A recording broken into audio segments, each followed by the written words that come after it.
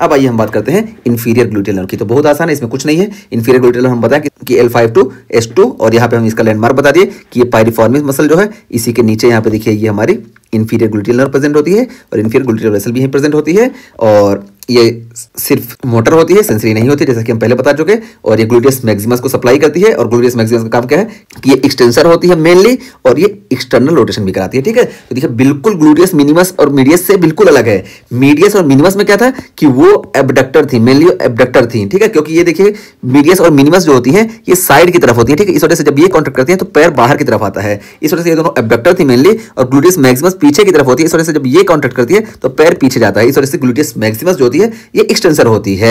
और उसके साथ साथ ये देखिए ग्लूटियस मीडियस और मिनिमस जो थी इसका सेकेंडरी काम था कि ये इंटरनल रोटेशन करा रही थी। ठीक है, तो इंटरनल रोटेशन करा रही थी क्योंकि ये दोनों जो होती हैं ये ग्रेटर ट्रोकेंटर पे जाके इंसर्ट होती हैं, जबकि मैक्सिमस जो होती है ये ग्लूटियल ट्यूबरोसिटी में जाती है, इस वजह से ये एक्सटर्नल रोटेशन कराती है। ठीक है, तो यहाँ पे ये चीज हो गई। और हम बताएं कि ये होती है इंफीरियर ग्लूटियल नर्व से सप्लाई होती है, और उसका फिर इसकी इंजरी हमको मोस्ट कॉमनली क्यों देखने को मिलती है, तो देखिए पोस्टीरियर हिप डिसलोकेशन में हमको इंफीरियर ग्लूटियल नर्व की इंजरी देखने को मिलती है। वैसे ओवरऑल अगर हमारे पास क्वेश्चन आ रहा है कि पोस्टीरियर हिप डिसलोकेशन में कौन सी नर्व इंजर होती है, तो हमारे पास ना सियाटिक नर्व जो होती है, देखिए सियाटिक नर्व ये पीछे होती है। ठीक है, इस वजह से पोस्टीरियर हिप डिसलोकेशन होता है, तो सबसे ज्यादा चांस इंजरी का इस सियाटिक नर्व का ही होता है। ठीक है, तो सियाटिक नर्व भी पोस्टीरियर हिप डिसलोकेशन में सबसे ज्यादा इंजर्ड होती है, और उसके साथ साथ ये हमारी इंफीरियर ग्लूटियल नर्व भी इसी वजह से इंजर्ड होती है। तो देखिए दो क्वेश्चन हम बताएं, एक पूछा जाए कि most common cause of inferior gluteal nerve injury, तो यहां पे हम पोस्टीरियर हिप डिसलोकेशन करेंगे, और एक क्वेश्चन हमारे पास पूछा जाए कि मोस्ट कॉमन नर्व इंजर्ड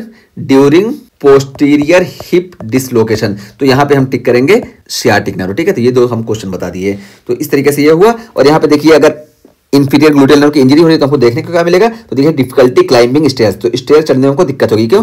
क्योंकि देखिए ये एक्सटेंसर है, इस वजह से ये पैर पीछे नहीं जाएगा, इस वजह से हमको इसमें डिफिकल्टी होगी।